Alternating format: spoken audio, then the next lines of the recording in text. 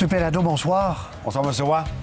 M. Taillefer, sur ce plateau-là, il y a quelques mois, nous a dit « C'est pas rentable, cette affaire-là. Je perds de l'argent comme de l'eau. On perdait d'argent. » Qu'est-ce qui a changé? Pourquoi vous estimez, en principe, que ça va être rentable?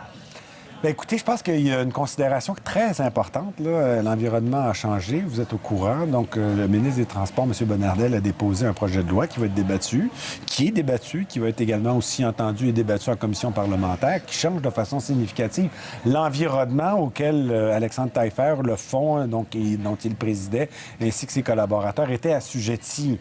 Donc, il y a des modifications très, très importantes. Il y a une libéralisation, si on veut, de l'industrie. Et, excusez-moi l'expression, il y a comme un level playing field. Hein? Les règles du jeu seront les mêmes pour tout le monde. Exact. Uber, pas Uber, traditionnel, pas traditionnel. Vous pourrez moduler les tarifs. Vous pourrez faire des choses qu'ils ne pouvaient pas faire autrement. Tout à fait. Et ça change assez la donne pour que Théo Taxi devienne rentable. Écoutez, je vais travailler fort pour que, évidemment, ce soit le cas. Moi, j'ai toujours cru. J'ai eu l'occasion. Je suis allé ce matin, donc, rencontrer les employés, mais je les avais déjà vus aussi antérieurement, les employés, donc, de Diamond et d'Hochelaga, de leur dire que j'y croyais. J'étais probablement des premiers clients de Théo. J'avais mon compte chez Théo. Pourquoi? Parce que l'application, je pense, est futuriste. Donc, elle nous projette dans l'avenir. C'est la façon dont, dorénavant, et c'est vrai pour cette industrie, mais c'est vrai pour tant d'autres industries. Le commerce en ligne en est la meilleure des illustrations. Et le deuxième volet, c'est la mobilité électrique. Nous sommes ici au Québec, nous sommes dans un environnement qui souhaite qu'on diminue les gaz à effet de serre. Les jeunes sont préoccupés à juste titre de l'environnement. Qu'y a-t-il de plus justement amical et environmental friendly que d'avoir un véhicule électrique, que se déplacer en transport en commun électrique et également aussi en voiture électrique. Et je pense que ça, ce sont des considérations très importantes. Les vieilles voitures de Théo ont été bazardées, je pense. Ils ont été vendues. Donc, vous allez racheter Les une voitures flotte. n'appartenaient pas à Théo. C'était donc des voitures en location. D'accord. Il y avait un bail de location. Elles ont été reprises. Je vois qu'il y en a une là, justement, sur le panneau. C'était des véhicules qui avaient une autonomie vraiment Modeste, minime, là, moins de 100 km, et donc qui nécessitait une recharge. Et avec le modèle d'affaires qui était celui qui existait antérieurement, il y avait évidemment beaucoup de temps perdu. Avec des nouveaux véhicules, avec une autonomie plus importante, et ça aussi, ça compte dans l'équation. Avec une autonomie Donc, vous plus rachetez, importante. M. Pellado, de nouvelles voitures. De nouveaux véhicules, oui. Combien? Est-ce qu'il y en aura autant qu'il y en avait? On aura l'occasion donc de définir le plan d'affaires là, avec l'autorisation par le tribunal qui a été donnée aujourd'hui par l'honorable juge Gouin, qui va donner ouverture à la clôture de la transaction qui devra avoir lieu à la fin du mois de mai. Ça nous donne tout ce temps. On a quand même évidemment déjà de bonnes idées, mais c'est durant cette période-là qu'on va avoir le temps de finaliser notre plan d'affaires. Mais les Montréalais peuvent s'attendre à revoir ces voitures blanches et vertes à quel moment dans les rues de Montréal? Je l'espère le plus rapidement possible, mais bon, En termes de moi, mois, je fais pas de promesses, là. OK, vous allez solidifier. Est-ce que... C'est préférable de prendre le temps d'avoir un bon modèle d'affaires que de précipiter les choses et faire rebelote après, malheureusement, des considérations qui sont... que tout le monde a considéré très attristé parce que, je sais pas... Moi, je me suis fait souvent interpeller dans la rue et me dire Théo Taxi, Théo Taxi, Théo. La voiture électrique, l'application, c'était quelque chose que les gens prennent à cœur. Les citoyens sont... C'était une fierté. C'était l'objet d'une fierté pour les Québécois. L'électricité, on sait notre rapport à l'électricité. Oui, il y a quelque chose d'émotif avec l'électricité, l'hydroélectricité, l'énergie propre, l'énergie renouvelable. C'est notre Québec, ça. C'est l'Hydro-Québec, c'était le 75e anniversaire. Oui. Il y a eu un bel événement. C'est aussi un geste d'affirmation et nous nous reconnaissons dans ce geste-là. Pensez-vous aussi, parce que M. Taillefer, au début, disait on va tasser, c'était ses mots, Uber. Est-ce que vous avez la prétention à Montréal de donner un jour un coup assez dur à Uber? Non, je n'ai pas cette prétention. Je pense que nous allons de la place pour tout le monde.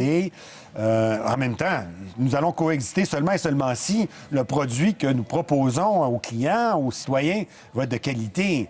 Et dans ce sens-là, moi, c'est comme ça aussi que j'ai été élevé. Puis mon père m'a élevé comme ça.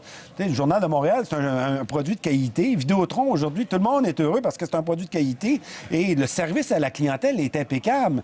Il faut rencontrer les expectatives de sa clientèle. C'est pour ça qu'il ne faut pas précipiter les choses. Il faut, lorsque nous proposons quelque chose, que ça soit à la hauteur des expectatives du citoyen. Il y avait quoi, 454 chauffeurs. Est-ce que ces chauffeurs-là pourraient retrouver du travail ou vous n'en êtes pas là encore?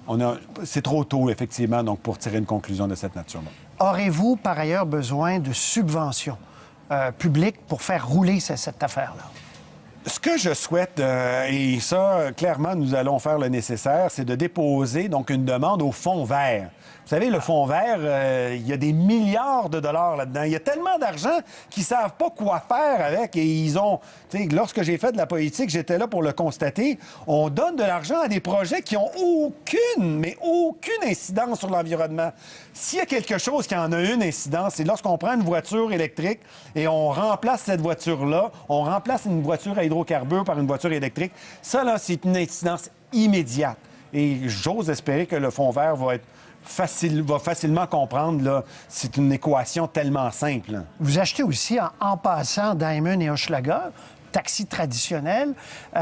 Est-ce que vous allez souhaiter que de plus en plus les voitures se transforment vers des voitures électriques, je présume? Oui, parce que je pense que l'avenir appartient aux véhicules électriques. Certainement ici au Québec, et on constate dans les pays scandinaves notamment, où est-ce que là, il y a une force indéniable là, du véhicule électrique. Et encore chez nous, c'est encore plus évident, où on sait que l'électricité est bon marché, elle est propre, elle est renouvelable. Okay. Il y a un statement, excusez-moi l'expression, un statement social aussi à l'intérieur du fait on se promène dans un véhicule électrique.